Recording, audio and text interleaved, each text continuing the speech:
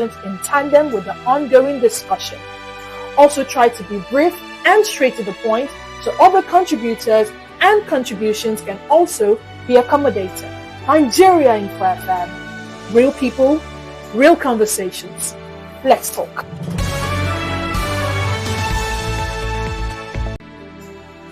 What is a conversation on radio without feedbacks from you, the listener? As your number one station for talk, we pride ourselves in not just having engaging conversations that will enlighten, inform, educate, and sometimes even entertain you. From social issues, politics, business, or the stories making the headlines, we make you the center of those conversations by getting your thoughts and opinions too. We would love to hear from you. Be a part of our conversations in Nigeria Info FM Port Harcourt and share.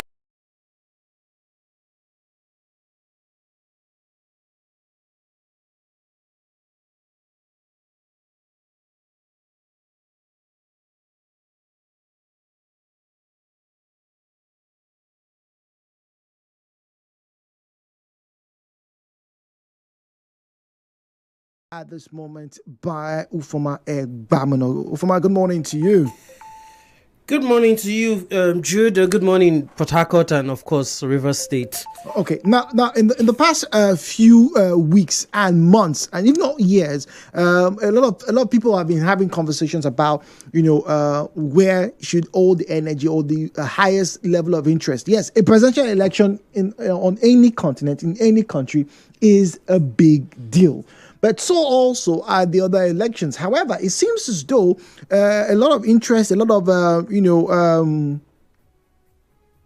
drama, backstories tends to follow the presidential elections as opposed to the local or the smaller elections in some countries. I'll give you an instance.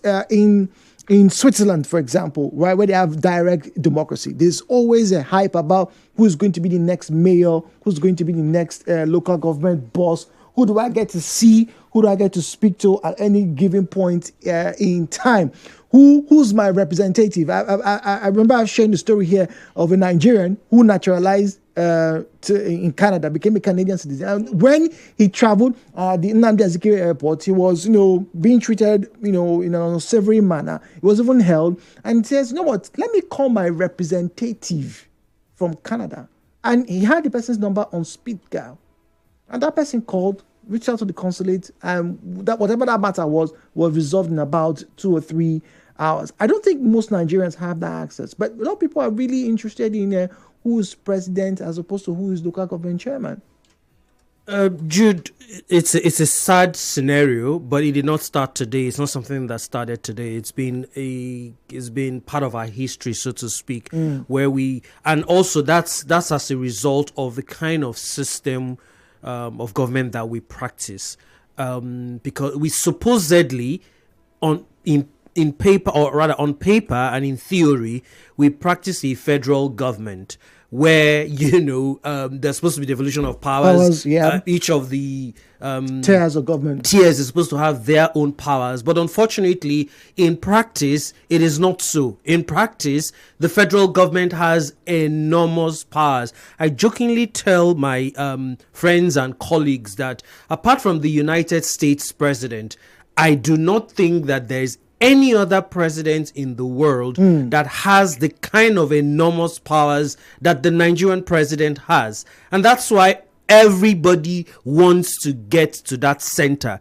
because to a large extent, as much as we say it's a democracy, you could also argue that the Nigerian president has the kind of powers that could lead him to be a dictator, because almost whatever he says, he is the man who determines the IG of police. He determines the service chiefs, heads of all the security operatives. He determines who's the head of INEC, the electoral body, meaning that to a large extent you could argue that the INEC boss at any point in time possibly owes the president a favor. A nod or two. So I think that's where the problem is. There's so much powers in the center in practice, but in theory, we're supposed to be a federal government. We supposedly changed from parliamentary system to a republic in 1963, but it's just paper theory. And that's why, to a large extent, a lot of us Nigerians, want to know who is the governor, who is the president. In fact, to some small extent, who's the senator or House of Reps in my area, as opposed to the councillor in your ward, the secretary of your local government, the vice chairperson or chairman, or the chairman of your local government. But let's look at River State now as a peculiarity. I wouldn't say River State is an outlier, because you could argue that Lagos and River State in recent years have laid very heavy foundations on their local government. We saw how competitive the elections were. Which of them? Etiosa. Talking about Etiosa in Lagos, how competitive Etiosa was in Lagos. You were in Lagos. That's what I'm asking. Yeah, exactly. So it was competitive in the larger elections, not in this local government election. Okay, fine. So maybe not in the local government. But, yes. But the point is, a lot more people are now paying very close attention. Now let's look at some figures. To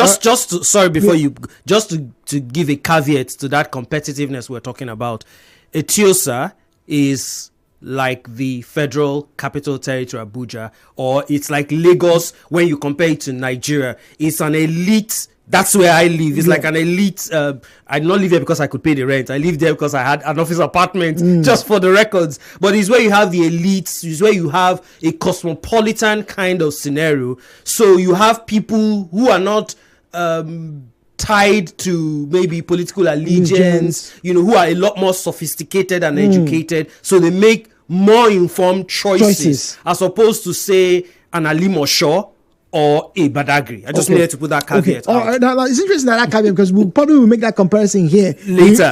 In Port Harcourt very shortly, and we'll open the phone lines. Now, this is from 2023, if I'm not mistaken. Yes, February of 2023. This was the elections, right? So this were the numbers from Port Harcourt. Now, I'm reading from the Port newspaper. It says All Progressive Congress won the 25th February presidential elections, and these were the numbers that were published. 231,591 from 23 local government areas in the state. Right now, Ufoma, last weekend, right, the results announced. Once again, listen to the figures: 231,591 from the 23 local government areas in River State. Now, let's look at the results from RESEC, right, over the weekend. Abua Odua, right, APC, polled 28,000